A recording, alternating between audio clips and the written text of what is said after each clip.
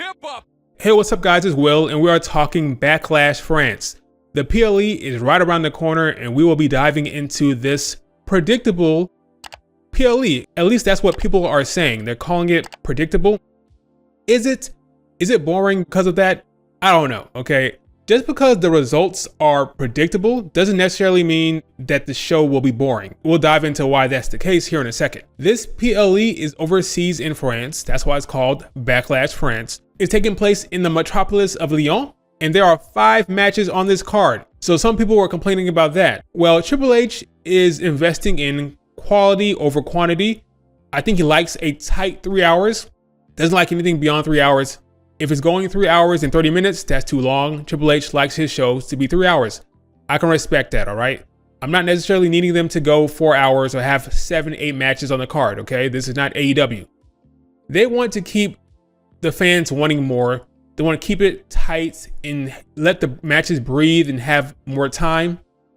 I understand that. As long as the 5 matches deliver, then I'm good with it. I don't need 6 matches. I don't need 7 matches.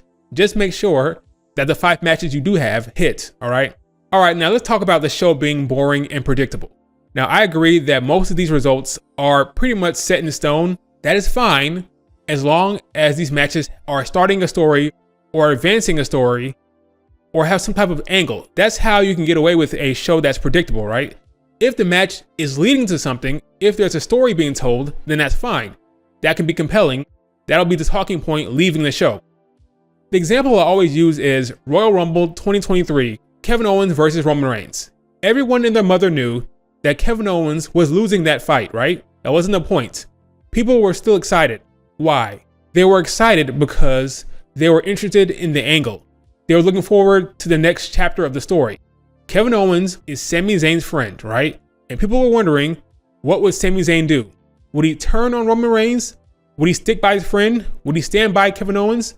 Or would he completely embrace the bloodline? And what did he do? He turned on Roman Reigns. He took that chair and he hit Roman Reigns in the back, and that was the talking point leaving the show. Everyone was talking about Sami Zayn's decision to turn on Roman Reigns. They weren't talking about Kevin Owens losing, okay? So that's what you have to do. You have to tell a story. Even if the result is predictable, you have to keep it compelling by telling a story, having an interesting angle. So there's no excuse for the booker. There's no excuse. You can make things compelling and interesting by advancing something or starting something or just keeping it interesting by way of storyline, all right? So let's dive into these matches and see if we can find something that's interesting and see if we can predict an angle that will make the show compelling, since we know what's going to happen pretty much with these results, all right? Let's start with the first match I have here, which is Damian Priest versus Jey Uso for the World Heavyweight Championship. Now again, this is pretty straightforward. I believe Damian Priest is retaining. The man just won the belt at WrestleMania. It'd be crazy if he lost this match, okay? So it's predictable. Now, what is the story here?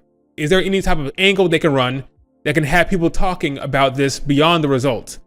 Well, we have the Bloodline storyline going on with Tama Tonga and Solo Sikoa.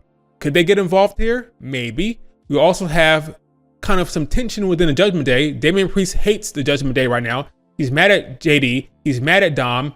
He's annoyed with Finn. Could they play a part in this? Sure. I have a hard time believing that this match will be straightforward, that there won't be any type of interference here. Probably with the Judgment Day being annoying and Damian Priest having to deal with that. Or maybe Drew McIntyre, who hates both of them, will get involved here. There'll be some type of distraction going on. I don't believe Jey Uso is going to be in the title picture for a long time. I believe Damian Priest will move on to Drew McIntyre and people of that ilk. So this is a one and done for Jey. Again, the story could be Judgment Day gets involved and Damian Priest gets even madder. Maybe Damian Priest will beat up the Judgment Day. Who knows? Maybe he'll freaking give the Falcon Arrow to JD. I don't know. But I'm guessing this will not end clean. Now, if the Bloodline gets involved in this match, then the Bloodline match with Kevin Owens and Randy Orton needs to happen before. Again, Damian Priest wins easy. We'll see who gets involved. But whatever the storyline is, I don't think it'll be that compelling coming out of this match. So that's just the honest truth, okay? All right, let's move on to the next match, which is the triple threat match. We have Tiffany Stratton versus Naomi versus the champion Bayley for the WWE Women's Championship. Now, this is a big match for Tiffany. Tiffany is on the rise. She's hot right now. She's being pushed to the forefront. She's being pushed to the moon. And we have to look at it from her perspective for a second. She's a newcomer.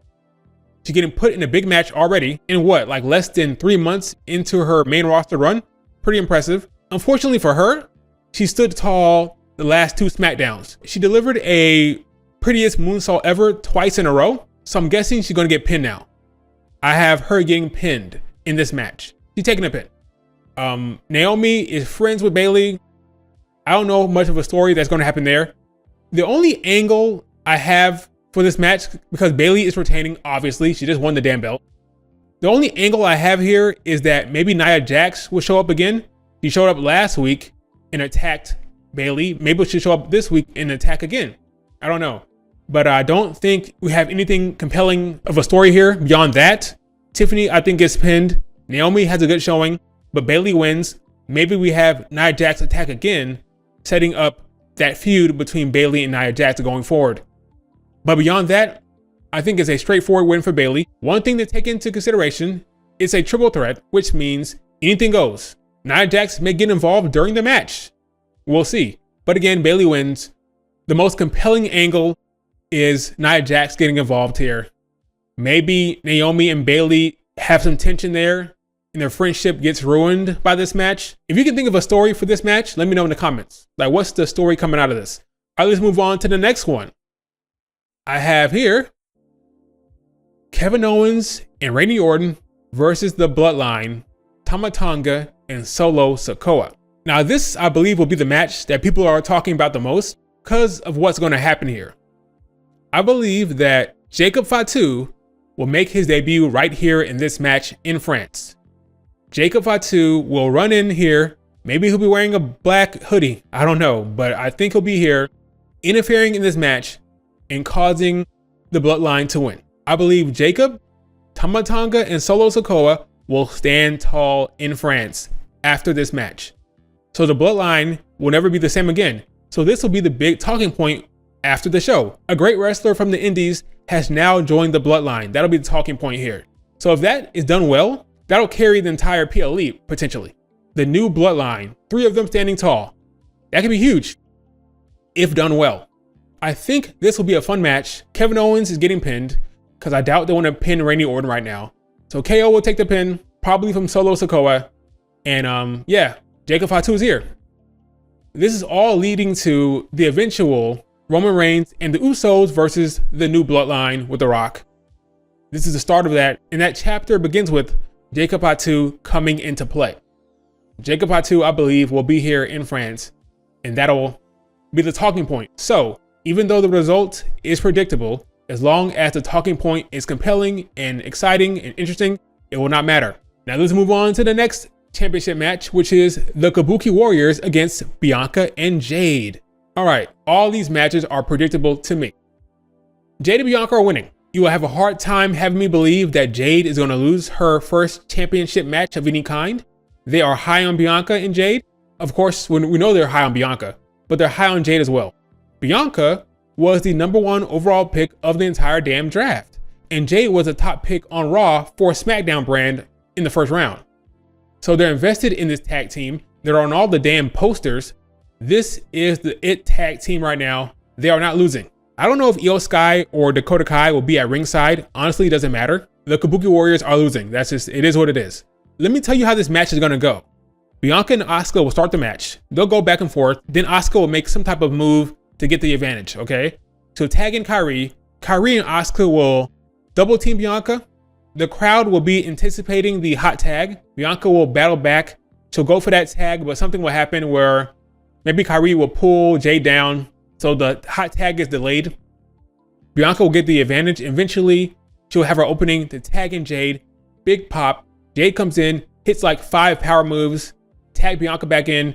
Maybe they'll hit like a double team move they've been working on. Ultimately, Bianca will hit the KOD on one of them.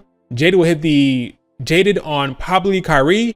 Pin 1, 2, 3. In about 8 to 9 minutes, the match is over. we have new tag team champions. That's what I think will happen. And then Bianca and Jade will be on both shows because the tag team champions in the women's division can float to all brands. That's what I believe will happen here. Unfortunately, I cannot think of any type of angle or storyline that will have people talking. I believe the talking point will be we have new tag team champions. And that's enough for this match. Jade and Bianca being tag team champions, that visual, them holding those belts will be enough. You don't need a major storyline beat coming out of this. Maybe at the end of the match, Damage Control get in the ring and they show some tension because now they all have lost their belts and they're upset like, hey, why didn't you help us win? Why didn't you interfere in the match? Something like that, I don't know. I don't believe that will happen. The focus will be on Bianca and Jade being champions for the first time together. It will be all over the IWC, Bianca and Jade as champions. We'll see who turns on who. And finally, we'll cover Cody and AJ Styles. Now this match doesn't have much heat at all. They've been pretty respectful of each other, honestly. I thought that AJ Styles was going to bring up the fact that he beat Dusty Rhodes in a match. Didn't bring it up at all. Yeah. Cody Rhodes will win, of course, right? I'm thinking for the story beat, AJ Styles goes crazy and actually like properly gets some heat by attacking Cody Rhodes after the match. I believe that's what's going to happen. I don't think this story is going to end here. I think AJ and Cody will continue to feud, but since the feud has been kind of cold with not much heat, I believe once AJ loses to Cody, he'll then turn on him and attack him maybe, and that'll tell the story of the feud will continue, but now there's bad blood, right? They actually hate each other because AJ Styles is now angry and he hates Cody for losing. Now gonna have more of a heated feud going forward. And the story will be AJ Styles is not done with Cody. I can't think of anything else beyond that. If you can think of something else, let me know. Something beyond AJ Styles attacking Cody after the match, but I can't think of anything. Yeah, this feud is cold. This match will be good, but the feud is cold. Maybe the angle after the match will be compelling and will have us excited about what's to come. All right, folks, so that's pretty much it for the Backlash France breakdown here. Like I said, the results are predictable, but that is not an excuse for a bad show. Make it interesting, make it shocking. We know the results are predictable, but you can do something that can have the fans talking. Am I wrong? Is it not so predictable? Let me know your thoughts. Do you believe the Kabuki Warriors are going to beat Bianca and Jade? Let me know. Remember to like and subscribe, and I will talk to you later. Peace. Keep up